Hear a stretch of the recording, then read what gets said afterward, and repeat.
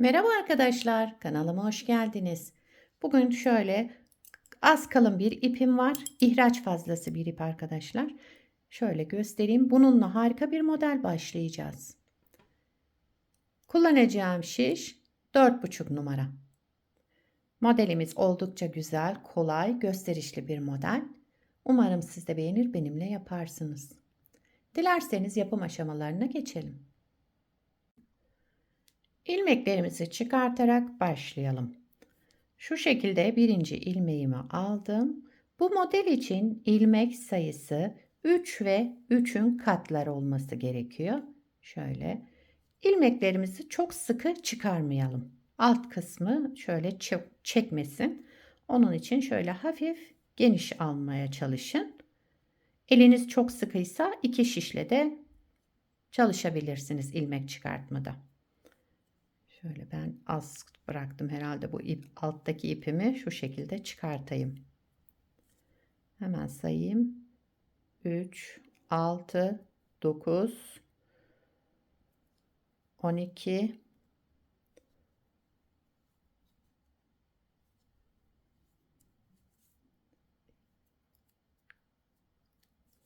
evet.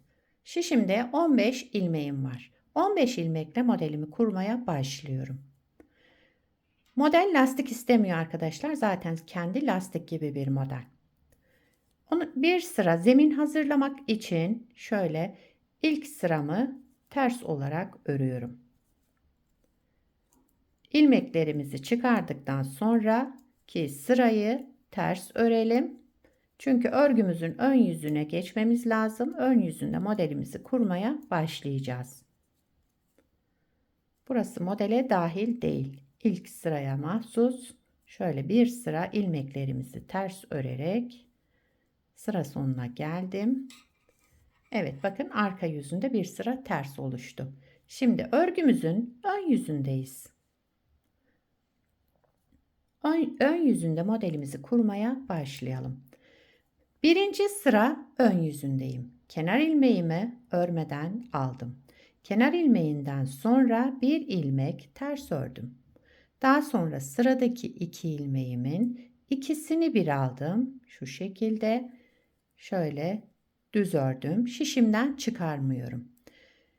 Öndeki bakın şu birinci ilmeğimi tekrar aldım. Bir kez daha düz olarak ördüm. Bir ters ilmek, sıradaki iki ilmeğimin ikisini bir aldım, düz ördüm. Şişimden çıkarmadan öndeki yani şu birinci ilmeğimi tekrar düz olarak ördüm. Bir ters ilmek, sıradaki iki ilmeğimin ikisini bir topladım, düz ördüm. Öndeki birinci ilmeğimi tekrar aldım. Şu şekilde girerek düz ördüm. Bir ters, iki ilmeğimi ikisini bir toplayarak düz ördüm. Şişimden çıkarmadan birinci ilmeğimi sadece alarak bakın arkadakini almıyorum. Öndekini alarak onu tekrar düz ördüm. Sıra sonunda bir ters ilmek, bir de kenar ilmeğimi düz olarak ördüm. Sıramı tamamladım.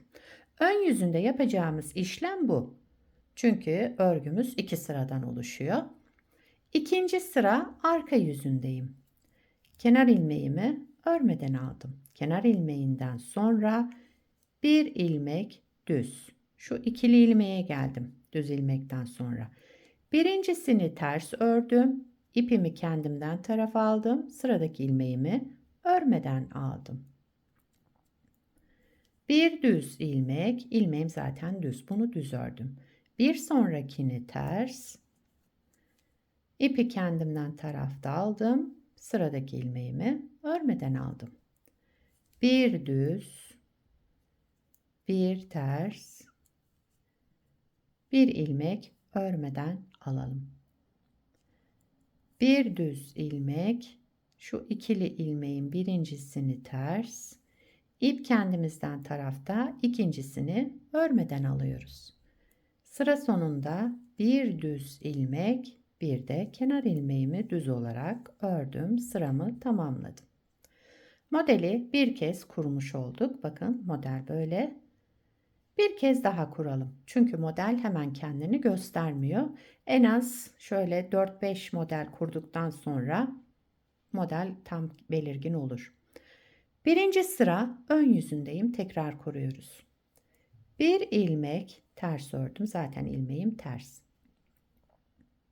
İkinci iki ilmeği, yani sıradaki iki ilmeğimin ikisini bir aldım. Zaten bakın yan yana duruyor. İkisini bir aldım. Düz ördüm. Şişimden çıkarmıyorum. Birinci ilmeğimi tekrar alarak düz ördüm. Bir ters. Bu ikiliyi önce ikisini bir toplayarak düz örelim. Daha sonra şişimizden çıkarmadan birinci ilmeği tekrar düz örelim. Bir ters. Sıradaki iki ilmeğimizi ikisini bir toplayarak düz örüyoruz. Daha sonra birinci ilmeğimizi, öndeki ilmeği tekrar düz örelim. Bir ters. İki ilmeğimin ikisini bir aldım, düz ördüm. Öndeki ilmeğimi tekrar düz ördüm ve şişimden çıkardım. Sıra sonunda bir ters ilmekle sıramı tamamladım. Kenar ilmeğimi düz ördüm.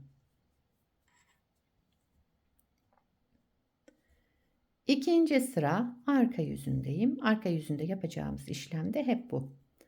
Kenar ilmeğimi örmeden aldım. Sıradaki ilmeğim düz olarak ördüm. Geldim bu ikili ilmeğe. Önce birincisini ters ördüm. İpi kendimden tarafa aldım. İkincisini örmeden aldım. Bir düz, bir ters.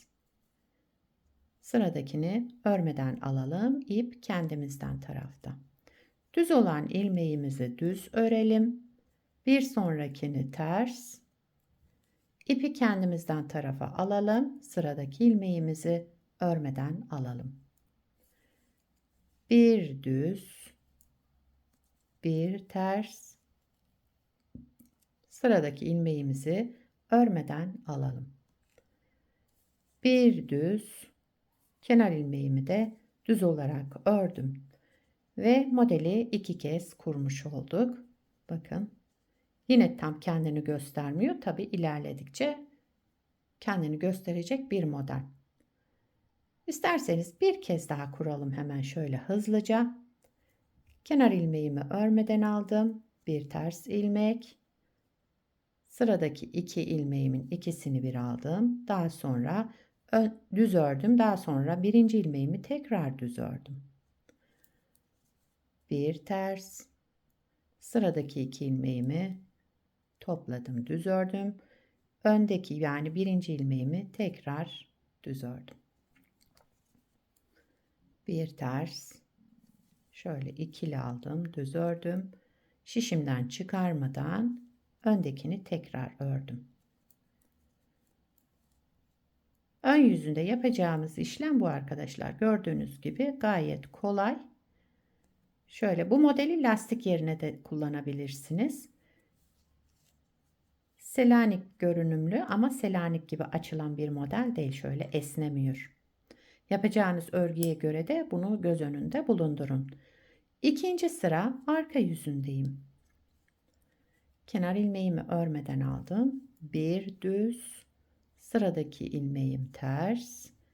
İp kendimden tarafta, sıradakini de örmeden aldım. Düz olan ilmeğimi düz ördüm. İkili ilmeğin birincisini ters ördüm. İpi kendimden tarafa aldım. Bir sonrakini örmeden aldım. Arka yüzünde de yapacağımız işlem bu. Gördüğünüz gibi gayet kolay ve zevkli bir model. Şöyle bir iki model kurup da modelim oluşmadı deyip bırakmayın. Çünkü hemen model kendini göstermiyor. Bazı modellerde yorumlarda yazıyorlar benimki öyle olmadı diye. Ama hepsinde de belirtiyorum. Yani bir kez iki kez kurmayla model tam oturmuyor. Kendini göstermiyor arkadaşlar. Birkaç kez deneyin. Ondan sonra modelin nasıl ortaya çıktığını göreceksiniz. Evet, modeli 3 kez kurduk. Modelimiz böyle devam ediyor. Bir parçada daha önce yapmıştım. Şöyle göstereyim. Modelin ilerlemiş hali bu. Bu parçamı da 5 numara şişle yaptım. Bunda 5 numara şiş kullandım. Aynı ip, daha yumuşak, daha güzel bir dokusu oldu. Bakın dediğim gibi şöyle çok kendini bırakan bir model değil Selanik gibi. Yapacağınız örgüye göre de ilmek sayınızı ona göre ayarlayın. Yani birkaç ilmek fazla alabilirsiniz yapacağınız örgüye göre. Lastik yerine kullanabilirsiniz. Yani tüm model olarak kullanabilirsiniz. Hepsinde kullanabileceğiniz güzel ve kullanışlı bir model. Modelin arka yüzü de şu şekilde, bir ters bir düz görüntüsü var.